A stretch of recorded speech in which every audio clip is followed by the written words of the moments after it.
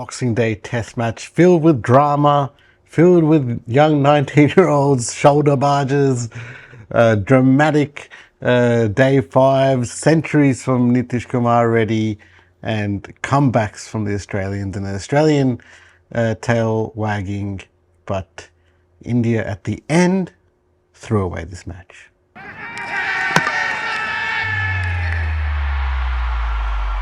Welcome back to the NRI Cricketer. So we're here to discuss the fourth test match between India and Australia in this Border-Gavaskar Trophy at the MCG. And what a drama-filled test match this was. This truly went up and down, topsy-turvy. It looked like Australia was dominating, and then India clawed it back with Nitish Kumar's Reddy century. And then Australia, in their second innings, were at 1 point, 6 for 91, with Bumrah on fire. But it's something where Australia just crawled it back again. And then, yeah, they just wrestled it back at the end there with their tailenders. And I think that's where we lost the chance of winning this match. And then where we definitely lost the match was with how we batted in that fourth innings there. It just, I'm not sure what happened there, but we're all gonna go through it here in the NRI Cricketer in this post-match analysis. So let's just start off with I guess the first innings of Australia and the arrival of Sam Konstas. He was incredible. I mean, he was a young 19-year-old who's just really pushing himself into this team with performances in Shield cricket, and he's really made an impact straight away. That was an incredible inning, one of the best test innings I've seen, and this is coming from an Indian fan. I've seen a lot of test cricket throughout my 30 years of watching cricket, but that was something I haven't seen in a long time. A youngster, a teenager, really just bringing it on the world stage, and that was fun to watch as even as an Indian. But at the end of the day, yeah, it's a great debut from Sam, and fortunately he got found out already. I mean, he got the respect of the Indian team enough to have some homework now done on him. And in the second innings he was bowled out with a massive gap between his bat and pad, which is something he'll have to deal with in the next couple of test matches he's in, I guess. But that was something. He's a player that has something about him, just something about him that I believe is the successor to David Warner now for Australian cricket. And he's going to go a long way. But good luck to Sam. He's actually not far from where we're recording this right now. He lives not far from here, about 10 minutes away from here, and we're just good to see a Sydney boy doing really well on the world stage, especially a Western Sydney boy. But yeah, Sam with his 65 and just his overall exuberance he brought to the game. It's a great ball of energy. I mean, as Indians, I have a connection at least to seeing someone that wasn't that far back, that we had a young 14, 15-year-old debut and become a legend of the game, and that's probably why we look at Sam and go, oh yeah, he's a teenager making a name for himself, and that's something that's well respected by a lot of people. But yeah, he did well. So Australia, they they did put up a really imposing first inning score, and it was in above the 460s, 470s, and look, it was something where we didn't bowl too well, and Bumrah is great. He's the greatest bowler in the world, but unfortunately, where we're lacking at the moment is someone to support him, and he just didn't get that in the first innings from anyone there, and that was disappointing to see. That Australia got to 474, but unfortunately, that's where we're at the moment with our team, and we're really, for some reason, lacking in balls. Mohammad Shami is out, and Kuldeep is out, and all of a sudden our bowling stocks at one point were looking great, but now they've sort of depleted, and a lot of players not performing at the same time, and it doesn't look too good at the moment. But I mean, they've got another test match to go to figure this out. But still, they did that score, and then the same story, I guess, with our top order in our first innings. Rohit getting out the way Rohit did was just absolutely ridiculous to me. But what we also have to talk about is the heroics of Bumrah. That Jasprit Bumrah has single-handedly kept us alive in this series. If it wasn't for his bowling, I don't know what sort of the situation would be in. It might very much be 3-4-0 at this point. Jasprit Bumrah has kept us alive, and it's provided and especially in this test, he's bowled so well, especially in that second innings. He was looking lethal, unplayable, as a lot of people say. They were showing the averages of the greats of the game, and he's got one that's better than the Joe Garners, and and it's just incredible that India has this bowler. He's the best bowler in the world. He's someone who's just reliable enough. But as we saw towards the end of the game, that he literally told, Abzorni, like he can't give any more to this. He's very much spent at the end of this game, and they've used him a lot, and maybe too much. And that's because we just didn't have the proper backup. And, but for me, where I believe what was very crucial, it was Australia's second innings. And, where we had 6 for 91, Bumrah on fire, and we just couldn't capitalize. And that started, unfortunately, with Jaiswal's dropped catches. Jaiswal's dropped catches, they hurt us big, especially Marnus Labuschagne getting dropped, Pat Cummins getting dropped, and then we saw Marnus add on about 20 or 30 more runs, and then we saw Pat Cummins get 41 runs, and then also we saw Nathan Lyon get more than that as well, 40 or more. And it's just, that's where I believe the game was lost for us. And the drop catches, Rohit also during this period was putting some really, really weird field placements, and it was being called out by the commentary team as well, that when Pat Cummins came out, Nathan Lyon had a more attacking field, and the defensive field was with Pat Cummins. And then when Pat Cummins got out, then Nathan Lyon got that defensive field, and then Scott Boland was getting the more attack. Like, Nathan Lyon at that point was like less than 10 runs.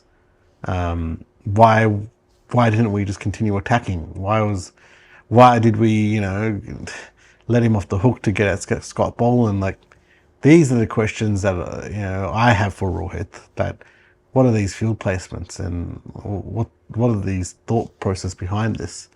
It was really disappointing to see some of the thinking behind the field placements there. But at the end of the day, it was a drama-filled day 5.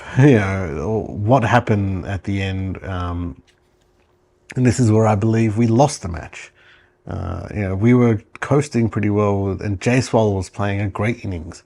He was trying to make up for the drop catches. He really was. Him and Punt, they were coasting, and all of a sudden, Rishabh Pant lets the Australian team in, and that's all they need. They just need to stiff this Australian team, and they're off with the races in terms of, you let them in, and they're going to take full advantage. And that's exactly what they did. Rishabh Pant with a really reckless, careless shot, not needed.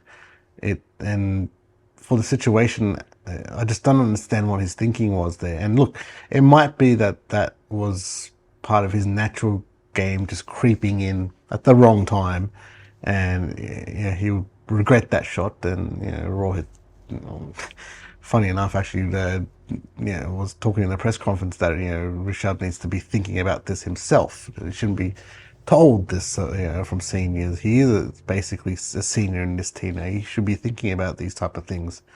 But it's it was a shot that was not needed. Same with Jaiswal, and look, that shot wasn't needed, and he went for it. And this is where there's a lot of talk online now about the DRS controversies that have been, that were done towards the end of this innings. Look, I'm just going to have one more sort of statement on this, because I've talked a lot about this online with a lot of people, and it was there's a lot of things that are sort of not sort of understood by the Australian fans that I'm trying to say. Here's my thoughts on it. I believe that both of them, while the correct decision, in the end, it was, they were both out, right? That's what I could see. That's what the audience could see. I have a problem with how the umpire came to that decision. From the evidence that he was given, the third umpire here, this is what I'm talking about. From the evidence that he was given, the third umpire was given in Jaiswal's wicket. Let's focus on these two wickets: Jaiswal's wicket and Akashdeep's wicket. So in Jaiswal's wicket, what was given was the replays and Snicko. Now, for the past couple of years, Snicko has been in the hierarchy of what. And Simon Toffel can say whatever he wants in terms of what's the hierarchy of the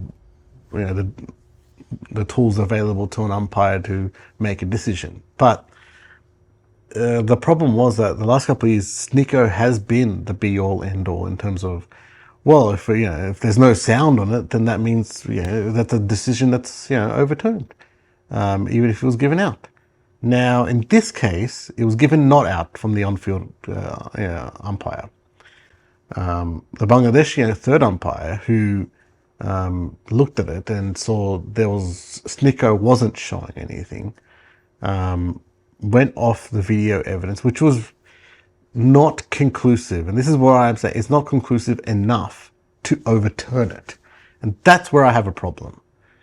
Did he hit it? He may have, he may not have. But it wasn't conclusive enough for a third umpire to overturn it in accordance to what has happened before. That's where us Indian fans are unhappy about it. Are we saying that this is the sole reason we lost this match? Absolutely not. This is not. There are a lot of things that why we lost this match. This, though, it just puts a stain, I think, on the match, because here were two decisions, and the first one, Jaiswal's one, it was inconclusive. The second one, Akashdeep's one, the spike in Snicko, it happened a frame after the ball passed the bat. So the ball was in between the bat and the pad in the air, and that's where the spike from Snicko came.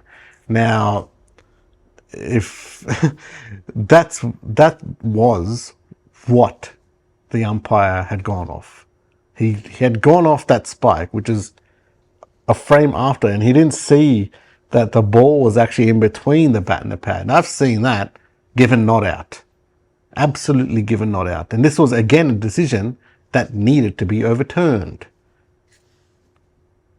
There was inconclusive enough to overturn it.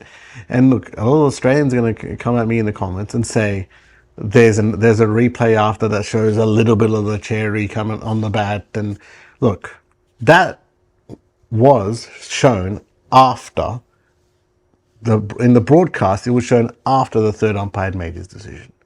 This is where we have a problem. The third umpire has gone and made decisions that defy what was been used with the technology before. And that's where we have a problem. The technology is there. Snicko is there. Why are we changing the way we use it all of a sudden? That's where we have a problem. And I don't, like, Australian fans will never understand. They're going to say we're whinging, we're sooks. And I'm not whinging. We lost the match for a bunch of reasons. Like, it was, and that's not one of the reasons we lost the match. I just want umpiring to be fair and consistent. Fortunately, it wasn't there. And that's, to me, the end of this conversation. It wasn't, we can't really do much about it. That's it. It wasn't, those two decisions happened. And, at the end of the day, I've also said, Jaiswal, that was a shit shot to play. That was not a good shot. Very bad, careless, reckless shot, not needed. What was the point of that shot? We're trying to survive towards the end of the day. I would say that it was the reason we lost the match. It was a bad shot, not the fact that it was an incorrect call. So, guys, think whatever you want about that. That's just my thoughts on it. But look, and wow, Nitish, Kumar, Reddy, what a century. That was one for the ages. Another one of these young Indian players that have gone through a lot, I guess, in their career. And it was great to just see him get that century. And his father was there crying. It was an emotional moment, and it really cemented that spot, I think, for Nitish Kumar Reddy. The only problem I have is the way Rohit used him in bowling. He didn't bowl him too much, and I'd like to see more of Nitish Kumar Reddy's bowling to really just complete the package that is. But that was a great performance in his batting. Fortunately, couldn't produce it in the second innings. But in the first innings, he didn't really want to show a lot of grit, and he's done that throughout the series. He's been very consistent throughout the series and got runs, and it was good to see him get the big one. We also have to talk about Virat Kohli. Now, Virat is is another one, who's just not performed that great. He had that century in Perth, but after that, it's been very lean scores, and Virat has been getting out the same way outside the off stump, and they just keep bowling it there. And he keeps going for it. Unfortunately, Virat has a problem now. It's one of his best shots that he plays, the cover drive, but he has a problem outside the off stump, and he needs to find a way to figure this out. Haven't really seen anyone bring up the technical aspects of what his problem is outside the off stump, because I remember a couple of years back when he was having something similar to this, and there were some technical aspects to his game which was exposed at that point, and the commentators brought it up pretty well, and Virat took those opinions on, and he improved his game and came back from that. This one, I don't really see anyone talking about in the broadcast, in any broadcast, about the technical aspects. A lot of people are saying it's the mental aspect of this, and it could be that too, but I feel that there is some sort of technical aspect to this that when you study further with Virat, then figure out what is going on, because it's a very lean run in this series. He hasn't really had much of an impact other than shoulder barging a 19-year-old, but it's just it's something he needs to work on. Hopefully, there's one more test, 2 more innings to hopefully come back with something. But he's another one where there are calls for his retirement, and I'm not sure I'm there yet for Virat to retire. I'm a massive Virat fan. That's very much known, but I still feel like he's got a lot to give Indian cricket, but I feel like he does, at least in Test cricket, maybe need to plan his retirement. It might be something that's done in England in the next series, which is in June, so it's a fair way away. But it might be something where he works out when to retire, at least. If it is during the England series, if it is later in India, but it's something he probably should be looking at least in Test cricket, and maybe continue on in one-day cricket for a couple of years until the World Cup, and then call it quits then. But there's some real technical flaws there with Virat, and it's something I hope he's a champion player, of course, and he's the king. He'll always be the king. I don't care what anyone says, and I'll always defend that. But it's something where he does really need to, really study what's going on and try to work at it. That's all we can sort of do. SCG Test match, excited, and I'm just wondering if anyone does show up there, see me there, definitely say hi. But yeah, we're looking to win this match and hopefully draw the series and spoil the party and retain that Border-Gavaskar Trophy.